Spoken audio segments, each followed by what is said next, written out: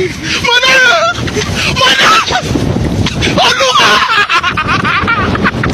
Yeah! Are you ready, kids? Aye, aye, Captain! I can't hear you. Aye, aye, Captain! Oh!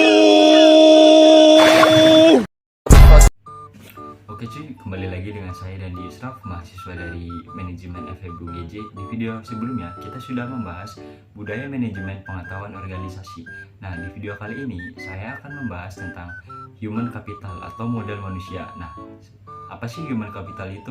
Yuk kita simak videonya agar kalian tahu. Arti dan pentingnya human capital. Istilah human capital pertama dikemukakan oleh seorang ekonom bernama Theodore Schultz, yang berpendapat bahwa peningkatan kesejahteraan pada perusahaan tidak tergantung pada tanah, peralatan, energi, sumber daya, melainkan pada kompetensi pengetahuan dari pegawainya. Kemudian, ia mendeskripsikan posisi human capital sebagai kemampuan sumber daya manusia yang diperoleh melalui investasi pada sumber daya manusia, yang mendeskripsikan bahwa human capital terdiri dari 4 hal, yaitu yang pertama kemampuan, lalu yang kedua perilaku, yang ketiga usaha, dan yang keempat waktu, dan semuanya ini dimiliki dan dikendalikan sepenuhnya oleh pegawai. Untuk mendeskripsikan human capital sebagai kombinasi dari keempat faktor tersebut sebagai berikut.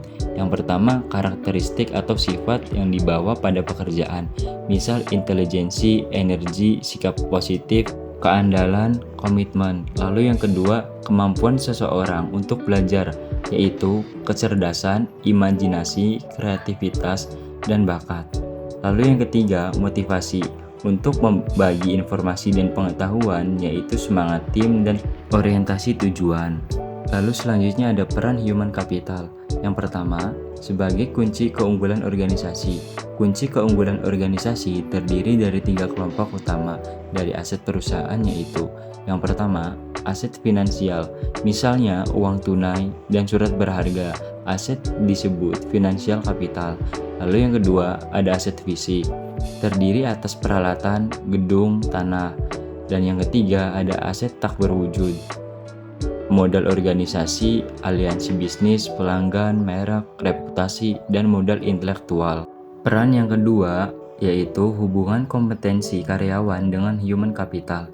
Dalam meningkatkan kompetensi karyawan, tantangan utama yang harus diperhatikan yaitu kompetensi harus sesuai dengan strategi bisnis, dan kompetensi perlu diciptakan melalui lebih dari satu mekanisme.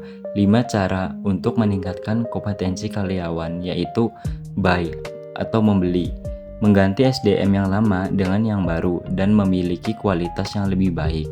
Lalu yang kedua, build, membangun. Investasi dilakukan terhadap SDM untuk meningkatkan kualitasnya menjadi lebih baik.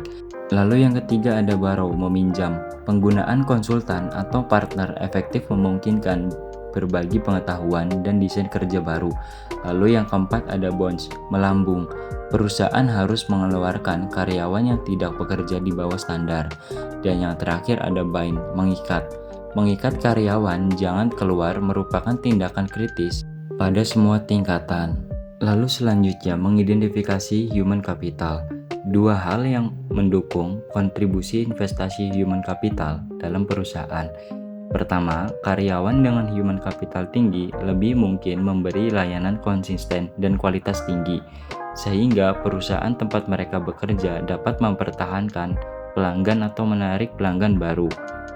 Yang kedua, pelanggan potensial dapat menggunakan kualitas human capital dari karyawan perusahaan sebagai alat penyaring untuk memilih layanan yang mereka sediakan. Untuk keberhasilan perusahaan, proses atau bisnis apapun tergantung pada 3 kemampuan, yaitu yang pertama, commodity skill, yaitu kemampuan tidak spesifik untuk bisnis tertentu, dapat langsung diperoleh dan lebih kurang sama nilainya bagi setiap bisnis.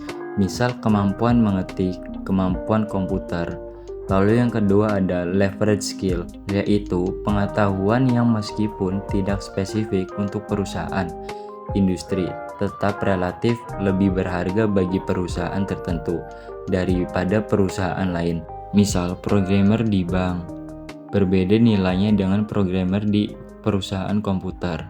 Lalu yang ketiga, proprietary skill, yaitu pengetahuan spesifik bagi perusahaan, misal hak paten dan merek.